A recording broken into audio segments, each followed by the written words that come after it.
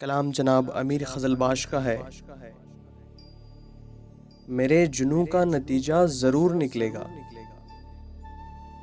اسی سیاہ سمندر سے نور نکلے گا۔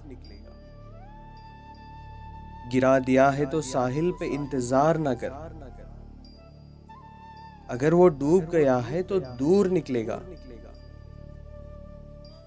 اسی کا شہر وہی مدعی وہی منصف، ہمیں یقین تھا ہمارا قصور نکلے گا۔ یقین نہ آئے تو ایک بات پوچھ کر دیکھو، جو ہنس رہا ہے وہ زخموں سے چور نکلے گا۔ اس آستین سے اشکوں کو پوچھنے والے، اس آستین سے خنجر ضرور نکلے گا۔ میرے جنوں کا نتیجہ ضرور نکلے گا،